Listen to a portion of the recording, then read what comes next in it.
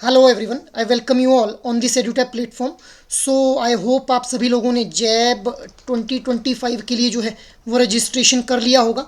So now there is very much less time remaining for your JAIIB examination 2025 cycle.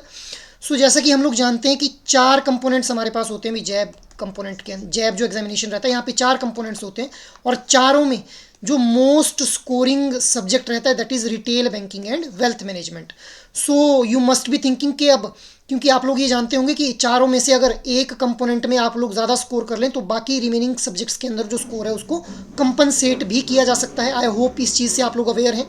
सो अब आप लोगों के मन में ये डाउट होगा कि how to score 60+ marks in RBWM, क्योंकि ये स्कोरिंग तो है बट आप लोग किस तरह से स्ट्रेटेजी बना सकते हैं, क्या आप लोगों का जो है वो फोकस रहना चाहिए, कौन से इंपॉर्टेंट टॉपिक्स हैं और कौन से इंपॉर्टेंट मॉड्यूल हैं इस retail banking and wealth management के अंदर जिनके ऊपर आप लोगों को जो है वो फोकस करना रहेगा। सो इन्हीं सभी क्वेरीज को, इन्हीं सभी जो आपके ये डाउट्स रहते हैं, इन्हीं सभी डाउट्स को सॉल्व किया जाएगा आज के इस वीडियो सेशन के अंदर। और साथ ही साथ मैं आप लोगों को ये भी बता दूं कि अगर आप लोग MCQs को प्रैक्टिस करना चाहते हैं, प्रीवियस ईयर MCQs या फिर चैप्टर वाइज MCQs को प्रैक्टिस करना चाहते हैं, तो एड्यूटैप के द्वारा जो है वो ई-बुक भी लॉन्च की गई है जिसको आप लोग जो है वो अवेल कर सकते हैं और वहाँ से आप लोग अपनी प्रिपरेशन को जो है वो एक नई शेप में जो है वो डायरेक्ट कर सकते हैं। So now let's get back to the topic कि हम लोग किस तरह से इस अपने जो ये RBWM वाला कंपोनेंट है इसके अंदर 60+ मार्क्स को जो है वो सिक्योर कर सकते हैं। सो सबसे पहले अगर मैं सोर्सेज की बात करूं तो देखिए सोर्सेज बहुत ही इंपॉर्टेंट रोल प्ले करते हैं। आप कौन से सोर्स को फॉलो कर रहे हैं अपनी प्रिपरेशन में। तो देखिए अगर आप लोग जो है वो सेल्फ स्टडी करना चाहते हैं तो आप लोग जो है वो IIBF के द्वारा जो ये मैकमिलन की बुक बताई गई है retail banking and wealth management के लिए, इस बुक को जो है वो अपना सोल सोर्स मान सकते हैं। But if you are trying to opt any kind of online source मतलब आप कोई कोर्स वगैरह परचेज करना चाह रहे हैं तो आप लोग कोई भी कोर्स चाहे परचेज करें, आप लोग जो है वो उस सिंगल कोर्स के ऊपर ही फिर रिलाई करें। And it is very important कि what kind of source you are choosing for your preparation, because ultimately वो सोर्स ही आप लोग जो है वो आप लोगों के लिए जो है वो एक सीढ़ी की तरह काम करेगा आप लोगों को इस एग्जाम के अंदर अच्छा स्कोर करने में। So sources is very much important. अब मैं आप लोगों को आज 5 स्टेप प्रोसेस बताऊंगा जिसके थ्रू आप लोग जो है वो इस एग्जाम के अंदर अच्छा खासा स्कोर जो है वो अर्न कर सकते हैं। सबसे पहला है identify your level of preparation. तो पहले तो आप लोग जो है वो अपने लेवल ऑफ प्रिपरेशन को समझिए। कैसे समझेंगे? प्रीवियस ईयर क्वेश्चंस को आप लोग जो है वो अटेम्प्ट कीजिए।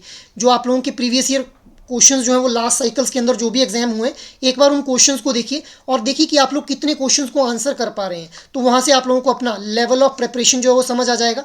इसके बाद as per your level of preparation make your separate plan. Your plan can be your weekly plan, your monthly plan as well as your daily plan.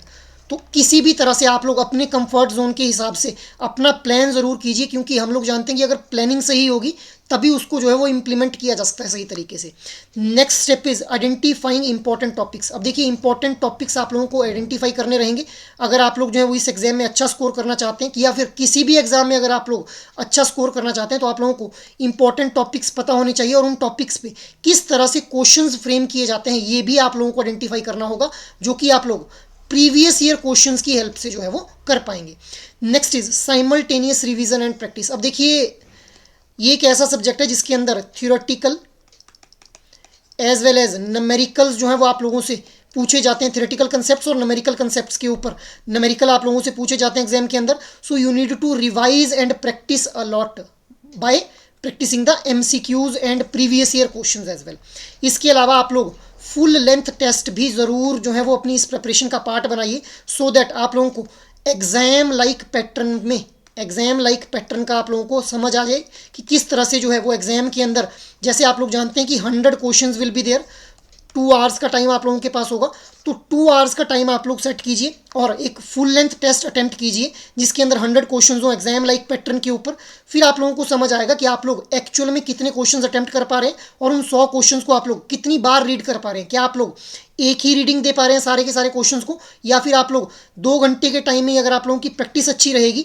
और वो प्रैक्टिस अच्छी कैसे होगी? जब आप जितने ज़्यादा से ज़्यादा मॉक टेस्ट या फिर फुल लेंथ टेस्ट जो है वो अटेम्प्ट करेंगे। अगर आप लोग ज़्यादा टेस्ट अटेम्प्ट करेंगे तो आप लोगों की स्पीड, एक्यूरेसी और आप लोगों को एग्जाम प्रेशर को बियर करना जो है वो समझ आ जाएगा कि एक्चुअल में एग्जाम प्रेशर को कैसे बियर करना है, क्योंकि कई बार ऐसा होता है कि हम लोग आते आते क्वेश्चंस को भी गलत अटेम्प्ट कर देते हैं because of exam pressure itself. So this is the 5 step preparation process जो आप लोग फॉलो कर सकते हैं अपनी प्रेपरेशन को एनहांस करने के लिए, उसके अंदर और ज़्यादा जो है वो उसको और ज़्यादा रिफाइन करने के लिए।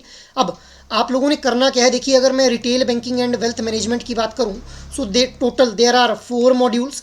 अब 4 मॉड्यूल्स में से जो सबसे इंपॉर्टेंट मॉड्यूल्स हैं those are module B and module D, but आप लोगों को मॉड्यूल ए और मॉड्यूल सी को भी स्किप नहीं करना है। सबसे ज़्यादा क्वेश्चंस की वेटेज जो रहती है that is from module B and module D, but आप लोग ए और सी को स्किप नहीं कर सकते क्योंकि these all modules are interconnected in itself. So आप लोग ज़्यादा फोकस करेंगे जब भी मॉड्यूल बी और डी को पढ़ रहे होंगे, बट ए और सी को भी भाई स्किप नहीं करना है। मैं बार बार इस चीज़ को रिपीट कर रहा हूँ सो दैट आप लोग ऐसा ना करें कि सिर्फ इंपॉर्टेंट पढ़ा और बाकी को स्किप कर दिया। अब हम लोग मॉड्यूल वाइज समझ लेंगे कि कौन कौन से इंपॉर्टेंट चैप्टर्स रहते हैं और उनमें कौन कौन से इंपॉर्टेंट टॉपिक्स रहते हैं। सो देखिए मॉड्यूल ए के अंदर टोटल 4 चैप्टर्स आप लोगों को देखने को मिलेंगे, जिसमें retail banking and introduction, role within the bank operation, retail banking concepts, retail versus corporate banking और ब्रांच प्रॉफिटेबिलिटी। तो चारों चैप्टर्स में से अगर मैं इंपॉर्टेंट चैप्टर्स की बात करूं so important chapter will be important chapter 2 और चैप्टर 4। चैप्टर 4 से आप लोगों से न्यूमेरिकल पूछे जाते हैं, gross profit, operating profit, net profit और return on asset and return on equity के ऊपर। इसके अलावा इंपॉर्टेंट टॉपिक्स भी यहाँ पे मेंशन किए गए हैं, टॉपिक मतलब चैप्टर वाइज इंपॉर्टेंट टॉपिक्स को भी जो है वो मेंशन किया गया है। जैसे चैप्टर 1 के अंदर कैरेक्टरिस्टिक्स और सिनेरियो ऑफ इंडिया जो डेटा आरबीआई के द्वारा दिया गया है इस चैप्टर के अंदर, दैट इज इंपॉर्टेंट। कैरेक्टरिस्टिक किसकी? रिटेल बैंकिंग की। इसके अलावा सेकंड चैप्टर के अंदर स्ट्रेटेजिक बिजनेस यूनिट, इंटीग्रेटेड और departmental models.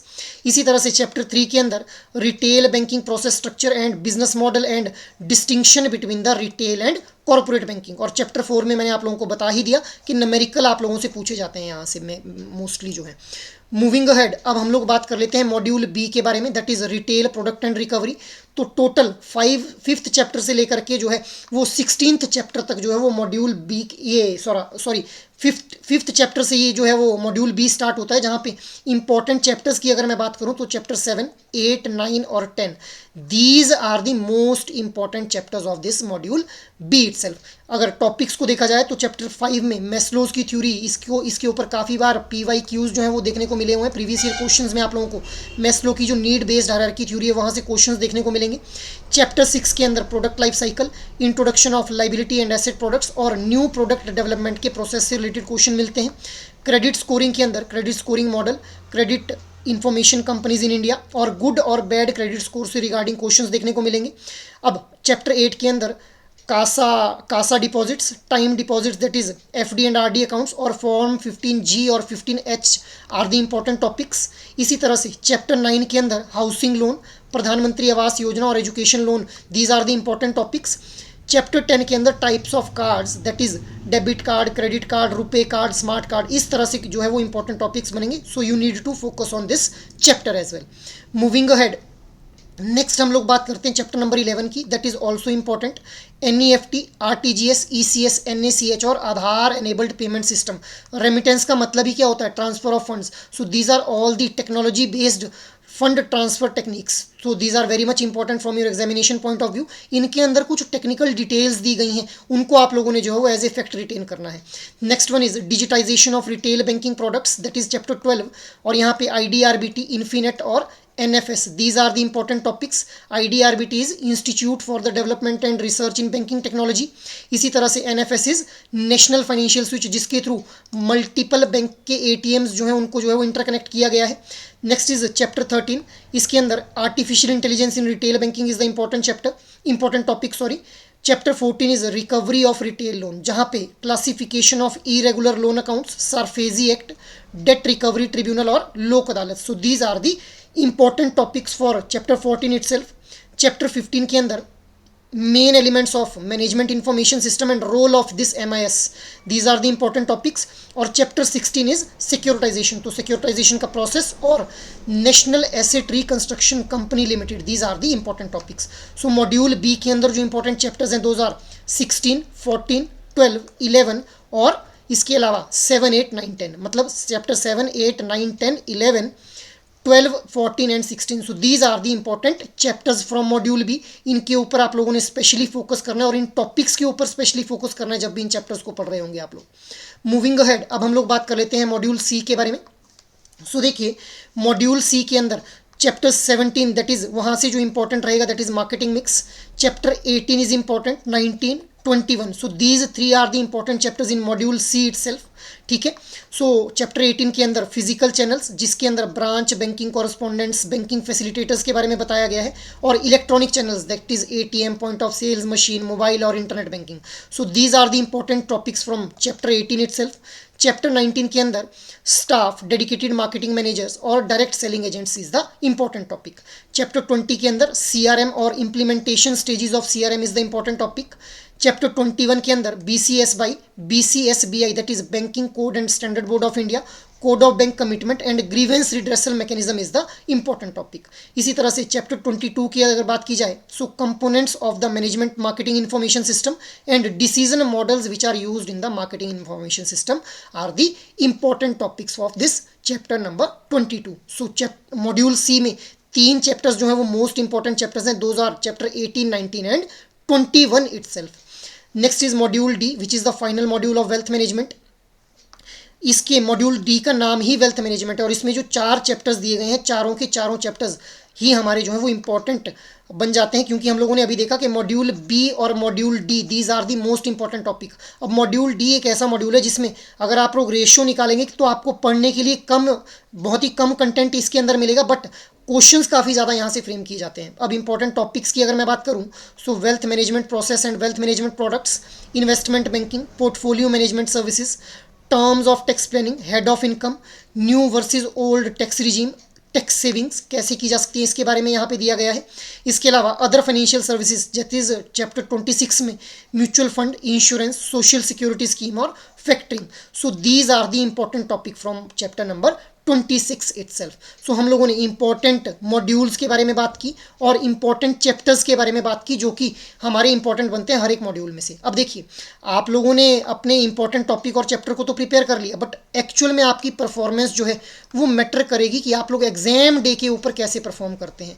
So on the exam day you need to attempt all the question as till now. There is no sort of negative marking is there in this JAIIB examination. इसके अलावा आप लोगों को time management का भी भाई ध्यान रखना है. टाइम मैनेजमेंट का ध्यान कैसे रखना है कि ऐसा नहीं कि एक न्यूमेरिकल आप लोगों को दिख गया, वो न्यूमेरिकल आप लोगों ने उसको प्रैक्टिस किया हुआ था, बट उस टाइम एग्जाम के ऊपर आप उसको सॉल्व नहीं कर पा रहे हैं. तो ऐसा नहीं कि ईगो के चक्कर में उसी न्यूमेरिकल के ऊपर ज़्यादा टाइम वेस्ट कर दिया, वो चीज़ आप लोगों ने नहीं करनी है. मतलब एटलीस्ट आप लोगों को इतनी प्रैक्टिस होनी चाहिए कि 100 क्वेश्चन को 2 घंटे के अंदर आप लोग कम से कम 2 बार तो रीड कर ही लें. So this is how you can manage your time efficiently.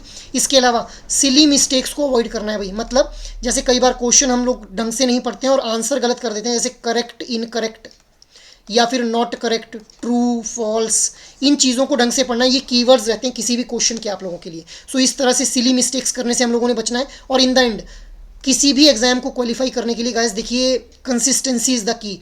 आप लोग ऐसा नहीं है कि एग्जाम से 15 दिन पहले जो है वो आप लोग जो है वो 10-10 घंटे पढ़ने लग जाइए. वैसे एग्जाम नहीं निकलते हैं. आप एग्जाम से एटलीस्ट 2-2.5 महीने पहले डेली 1-1, 2-2 घंटा पढ़िए. कंसिस्टेंटली अपनी प्रिपरेशन के अंदर अपना टाइम दीजिए, तो definitely you will be clearing this exam. So I hope ये इन्फॉर्मेशन आप लोगों को काफ़ी यूजफुल रहेगी अपनी इस RBWM कंपोनेंट के अंदर 60+ मार्क्स को स्कोर करने के लिए. Now I would also like to tell you कि एड्यूटैप के द्वारा जो है वो मास्टर कोर्स लॉन्च किया गया है फॉर दिस जैब 2025 एग्जामिनेशन. तो अगर आप लोग एक सिंगल अटेम्प्ट में ही चारों कंपोनेंट्स को क्लियर करना चाहते हैं तो you can opt for this master course, जिसके अंदर चारों कंपोनेंट्स की आप लोगों को लाइव क्लासेस प्रोवाइड की जाएंगी, कंसेप्ट क्लासेस दी जाएंगी. इसके अलावा शॉर्ट नोट्स आप लोगों को रिवीजन पर्पस के लिए प्रोवाइड किए जाएंगे और साथ ही साथ टेस्ट सीरीज भी दी जाएगी, जिसके अंदर आप लोगों को एग्जाम लाइक पैटर्न के अंदर जो है वो क्वेश्चन फ्रेम किए गए होंगे और 2 घंटे के हिसाब से ही आप लोगों को उसको जो है वो अटेम्प्ट करना होगा, ताकि आप लोगों की प्रिपरेशन और अच्छी हो जाएगी. So if you guys are really serious about this JAIIB 2025 examination, तो you can opt for this master course as well. अब यहाँ पे आप लोगों को अभी जो है वो 75% का डिस्काउंट भी यहाँ पे चल रहा है इस मास्टर कोर्स के ऊपर. So you can use the code JAIV75 for this 75% discount. So आप लोगों को एक बहुत ही ऑप्टिमल प्राइस के ऊपर जो है वो ये मास्टर कोर्स अवेलेबल किया जाएगा। So that is all for today's discussion. I hope ये इन्फॉर्मेशन आप लोगों के लिए काफ़ी हेल्पफुल रहेगी। Thank you.